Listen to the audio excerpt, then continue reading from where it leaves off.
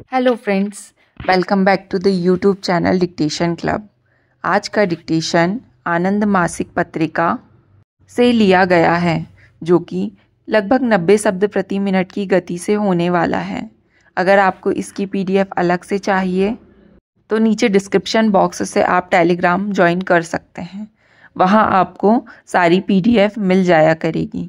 इसके अलावा आपको और भी प्लेलिस्ट चाहिए, जैसे कि रामधारी गुप्ता खंड 1, रामधारी गुप्ता खंड 2, previous year dictation, 10 minute non stop dictation, newspaper dictation, तो उस प्लेलिस्ट की लिंक भी आपको नीचे डिस्क्रिप्शन बॉक्स में मिल जाएगी।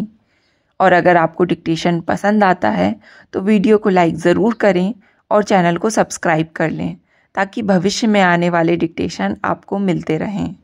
तो ज़्यादा समय ना लेते हुए डिक्टेशन स्टार्ट करते हैं। डिक्टेशन स्टार्ट होगा 5 सेकंड के बाद।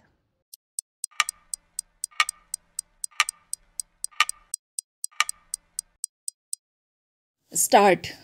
महोदय, संयुक्त राष्ट्र पर्यावरण एवं विकास सम्मेलन सभ्यता के इतिहास में एक महत्वपूर्ण घटना है। विशेष रूप से स्टॉकहोम सम्मेलन के बाद पिछले 20 वर्षों के अनुभव ने हमें इस शताब्दी के लिए विश्वव्यापी विकास की ऐसी कार्यनीति तैयार करने के लिए बाध्य कर दिया है जो पर्यावरण के लिए उत्तरदायी, मानवीय विकास के लिए उत्तरदायी है। इस अनुभव की विविध धाराओं का विश्वव्यापी सहमति से उपयोग करना एक चुनौती है, जिसने हमारे अभी तक के महान वैज्ञानिक, राजनैतिक, प्रौद्योगिकी तथा ब्रह्मांड संबंधी सभी उपलब्धियों को बौना साबित कर दिया। यह प्रसन्नता की बात है कि विश्व पर्यावरण कार्यसूची द्वारा प्राप्त की गई अनिवार्यता ने हमें विश्व स्तर पर एक नई शुरुआत करने के लिए प्रेरित किया है। मानव जाति के 7वें हिस्से की ओर से इस सम्मेलन को संबोधित करते हुए मैं आपको गौरवान्वित अनुभव कर रहा हूँ। भारत की सदियों पुरानी सभ्यता, जिसकी जड़ें एक ऐसी परंपरा में समाई हुई हैं जिसने हमेशा मानव और प्रकृति के बीच सौहार्दपूर्ण संबंधों की आवश्यकता पर बल दिया, आज आर्थिक क्रांति की ओर बढ़ रही है। हमारा मन अपने सभी लोगों के लिए बेहतर जीवन स्तर और जीवन की बेहतर गुणवत्ता प्राप्त करने का है, जो स्थायी हो और पर्यावरण के अनुकूल हो। यह मार्ग अवरोधों, जटिलताओं और कठिनाइयों से खाली नहीं है। भारत में हमारे सामने दुविधा यह है कि एक ओर विकास और पर्यावरण के बीच दोहरे संबंध हैं और दूसरी ओर वे समाधान हैं जिनका संकेत हमारे अनुभव से मिलता है और जो सारे विश्व के लिए उपयुक्त होंगे और विकासशील देशों के लिए विशेष महत्व के होंगे। यही कारण है कि भारत ने इसको बढ़ावा देने और इस ऐतिहासिक सम्मेलन में भाग लेने का पूरा प्रयास किया है। हमारी स्वर्गीय प्रधानमंत्री श्रीमती इंदिरा गांधी ने 1972 में स्टॉकहोम सम्मेलन में अपने भाषण में कहा था, यह सभा अपनी स्थिति को समझने और इस पृथ्वी पर अपने जीवन काल को बढ़ाने के लिए मनुष्य के गंभीर प्रयासों की द्योतक है। इस सम्मेलन के आयोजन के लिए विस्तृत तैयारियों का मार्गदर्शन सम्मेलन महासचिव द्वारा किया गया है। यह उल्लेखनीय है कि यह पैरा रियो में आयोजित इस सम्मेलन पर भी उसी तरह लागू होता है जिस तरह स्टॉकहोम के सम्मेलन पर जो बात वर्तमान महासचिव पर उस समय पर लागू होती थी वही बात आज भी है।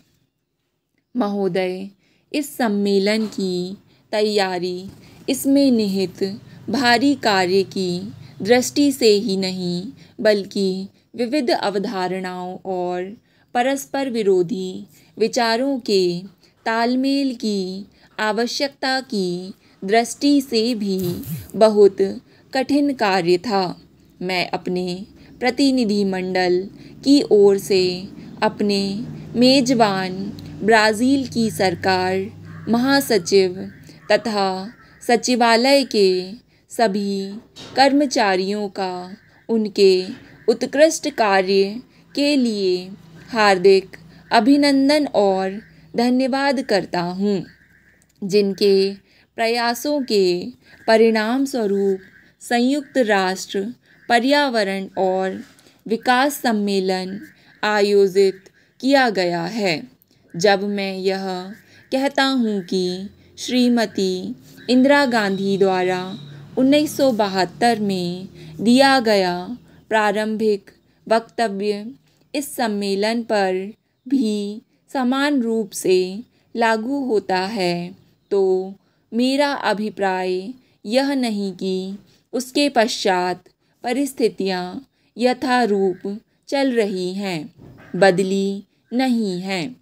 वे बदलती हैं, किंतु स्टॉकहोम में शुरू हुई प्रक्रिया के बीच जो जैविक संबंध है उसको नकारा नहीं जा सकता। परिस्थितियों को ध्यान में रखकर चलना पड़ेगा। यदि स्टॉकहोम सम्मेलन में पर्यावरण को राष्ट्रीय और अंतर्राष्ट्रीय कार्यसूची में शामिल किया गया तो बाद के वर्षों में यह कार्यसूची का शीर्ष विषय बन गया। स्टॉकहोम सम्मेलन और रियो सम्मेलन के बीच मानव अर्थव्यवस्था के बढ़े हुए पैमाने का और उत्पादक गतिविधियों का वायुमंडल के पारिस्थितिकी स्वास्थ्य पर अत्यधिक प्रतिकूल प्रभाव पड़ा है। उत्तर में संसाधन गहन, कभी कभी अंधाधुंध आर्थिक विकास का विश्व पर्यावरण पर प्रतिकूल प्रभाव पड़ा है, जबकि दक्षिण में अत्यधिक गरीबों के दबाव और 3 बिलियन लोगों के वंचित हो जाने के कारण पर्यावरण पर दबाव अत्यधिक तेज हुआ है। पिछले 2 दशकों के दौरान मुख्यतः परिवर्तन यह हुआ है कि मानव गतिविधियों और सार्वभौमिकृत अर्थव्यवस्था उत्पन्न पर्यावरणीय संबंधों के प्रभाव से हमारी परस्पर निर्भरता के बारे में हमारी सूझबूझ और जागरूकता में वृद्धि हुई है। भारत में औपचारिक पर्यावरणीय योजना 1972 में श्रीमती इंदिरा गांधी द्वारा शुरू की गई थी। हमारा नीतिगत ढांचा हमारे विस्तृत संस्थागत, कानूनी और क्षमता निर्माण कार्यों में प्रतिबिंबित होता है। कानूनी कार्य और संस्थागत अवसंरचना के बीच सामंजस्य वन्य जीवों और वनों की सुरक्षा, वायु और जल तथा मृदा प्रदूषण के निवारण एवं हमारे बृहद जैवीय विविधता के संरक्षण के लिए प्रचालन स्तरों पर बढ़ती हुई चिंता को प्रतिबिंबित करता है। विकास आयोजन में पर्यावरणीय अवधारणाओं को शामिल करने का भारत का अनुभव अंतर्राष्ट्रीय महत्व का है। हम समस्त विश्व को प्रदूषण रहित बनाना चाहते हैं। स्टॉप। डिक्टेशन पसंद आए तो वीडियो को लाइक तथा चैनल को सब्सक्राइब ज़रूर करें। धन्यवाद।